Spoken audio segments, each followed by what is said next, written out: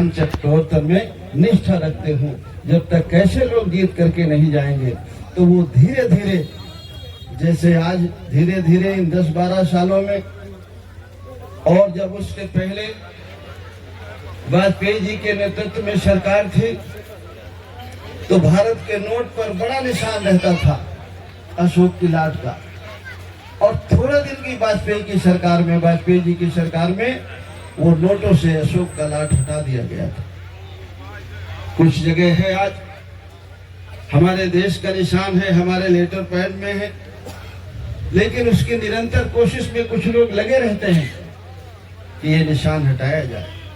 अगर इस निशान को बनाए रखना है तो जो इस निशान के समर्थन में लोग हैं, जो संविधान के समर्थन में लोग हैं, उन लोगों को सरकार में जाना होगा, जीत के जाना होगा, और ताकि वो संविधान को लागू करें और जो सम्राट अशोक की सोच थी उस सोच के देश का हमारा भारत बने। मुझे बड़ी खुशी है कि आप लोग बाबा साहब अम्बेडकर को मानने वाले हैं, अशोक के विचार को आप फैलाना चाहते हैं, लेकिन मैं ये भी कहूंगा कि आपको थोड़ा सा और आगे चल करके भी काम करना है।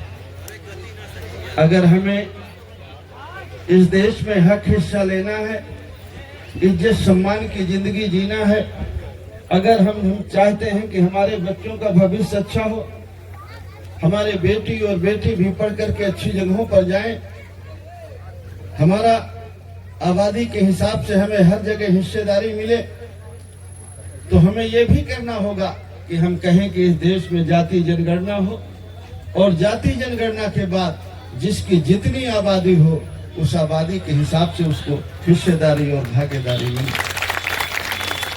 जाति जनगणना कराना ये भी उन्हीं लोगों का काम है जो हमारी वोट से जीत करके जाते हैं, सत्ता में पहुंच जाते हैं।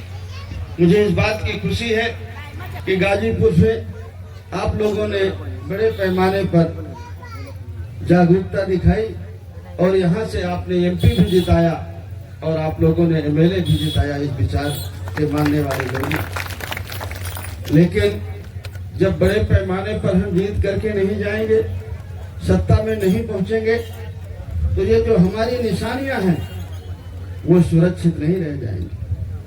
आज मुझे बहुत सारे लोग कहते हैं कि इतिहास में बहुत सारी चीजें वो हटा रहे हैं, जो नए पाठ्यक्रम बने हैं, जो बन रहे हैं, शायद हो सकता है मौर्य काल इतिहास से हट जाए, जिसकी उम्मीद लोग करते हैं। तो इन सब चीजों के लिए भी आपको बहुत अलर्ट और सावधान रहने की जरूरत है। जहां आप एक तरफ सम्राट अशोक का लाड बनाएं, भगवान बुद्ध की विचारधारा को फैलाएं, वहां आपको और हमारे बच्चों को राजनीतिक तौर पर भी जागरूक रहना होगा। खाली हमारे अकेले जागरूक रहने से नहीं है, जब तक हमारी आने वाली पीढ़ी नहीं जागरूक होगी तब तक इस समस्या का समाधान नहीं होगा।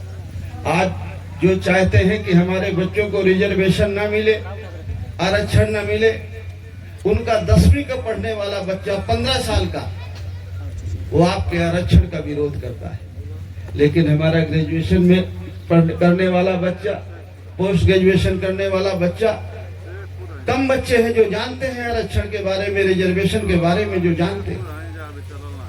हमेशा हमारे बहुत सारे लोग दूसरे के साथ मिल करके रिजर्वेशन का, आरक्षण का विरोध करते हैं। वो ये नहीं जानते कि आरक्षण कोई नौकरी का, रोजी रोटी का मामला नहीं, आरक्षण मामला है इस देश में हिस्सेदारी का, भागीदारी का।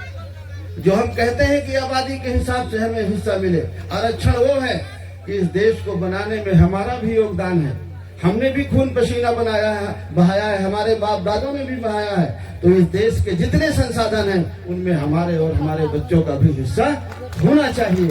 रिजर्वेशन का मतलब ये, जिस दिन देश हमारा आजाद हुआ, 1950 में संविधान लागू हुआ, उसी दिन से हमें हर जगह हिस्सा मिलना चाहिए, हमें और हमारे आने वाली पीढ़ी को। लेकिन जिन लोगों के हाथों में सत्ता गई, वो नहीं चाहते कि हम उनके बच्चों की बराबरी में खड़े हो जाएं। जिस तरह से हमारे पुरखों ने उनकी गुलामी करी, वो चाहते हैं कि हमारे आने वाली पीढ़ियां उनकी गुलामी करें। उनके चाहत, उनकी सोच तो ये है। तो हमें 5 किलो अनाज में तो वो जिंदा रखना चाहते हैं, लेकिन हमारे बच्चे को शिक्षा और रोजगार नहीं देना चाहते। लेकिन इसमें उनकी गलती कोई नहीं है। ये सुधार उनको ठीक करके, उनको कह करके हम नहीं कर सकते हैं। ये सुधार अगर करना है तो हमें अपने आप को ठीक होना पड़ेगा। अगर हम ठीक हो जाएं, जैसे आप ठीक हो गए हैं गाजीपुर के लोग, ऐसे अगर हम सभी जगह लोगों को ठीक कर ले जाएं और एक साथ इकट्ठा होकर के भाईचारा बना के अपने वोट का एक जगह इस्तेमाल करें तो हमारी समस्या का समाधान हो सकता है। अगर आज देश में, उत्तर प्रदेश में, अगर आज हम भाईचारा बनाने की बात करते हैं, जिसको आदरणीय अखिलेश यादव जी पीडीए के माध्यम से कहते हैं, अगर पीडीए के पिछड़े और दलित और आदिवासी की अकलियत की अगर आज कोई बात करता है तो हम बात करते हैं, आदरणीय अखिलेश यादव जी करते हैं। और देश का कोई नेता खुले तौर पर गरीब और कमजोर की और पिछड़े और दलित की बात नहीं करता है।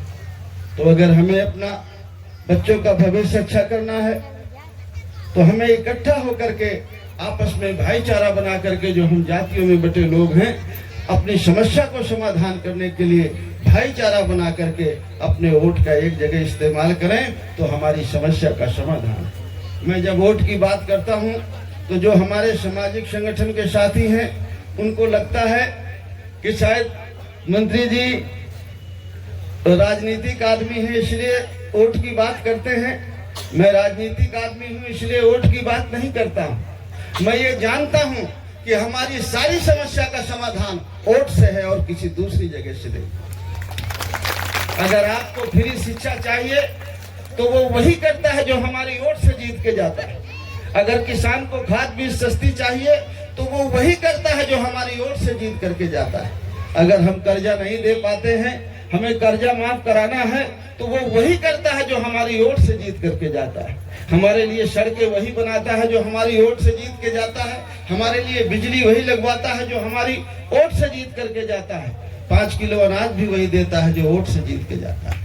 वो अलग बात है कि जो वोट से जीत के गया है वो 5 किलो अनाज उसके घर का नहीं है, वो ट्रक में लाद के अपने घर से नहीं लाया है, वो हमारी गाड़ी कमाई का है।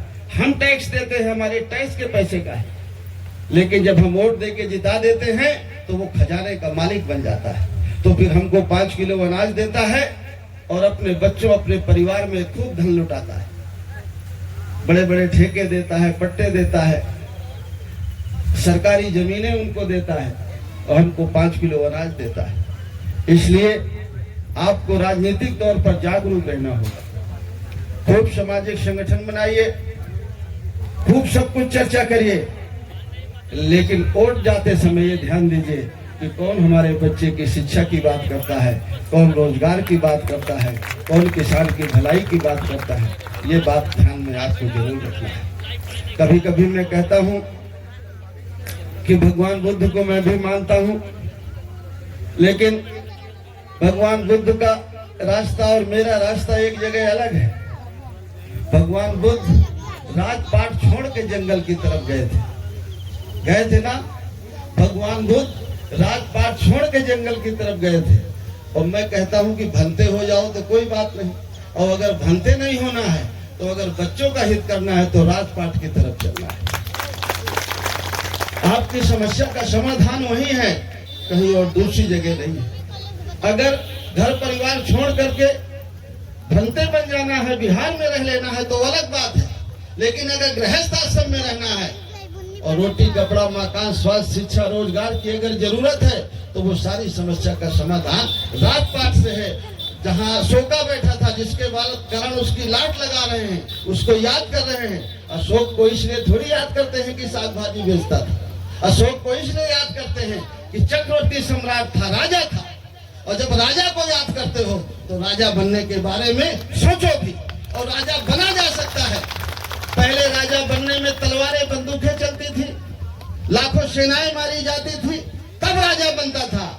और आज राजा बनने के लिए सेनाएं मारने की जरूरत नहीं है। जिसको ज्यादा वोट मिल जाते हैं वही राजा बन जाता है। जिस दिन अपने वोट को बेचना बंद कर दो, दारू में, पैसे में, 5 किलो अनाज में, साड़ी ब्लाउज में, जिस दिन अपने वोट को बेचना बंद कर दोगे उसी दिन सारी समस्याओं का समाधान हो जाएगा।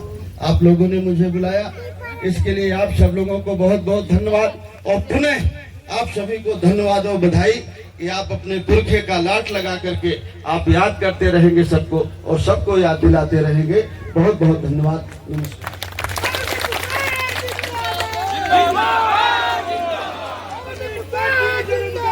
बहुत बहुत धन्यवाद।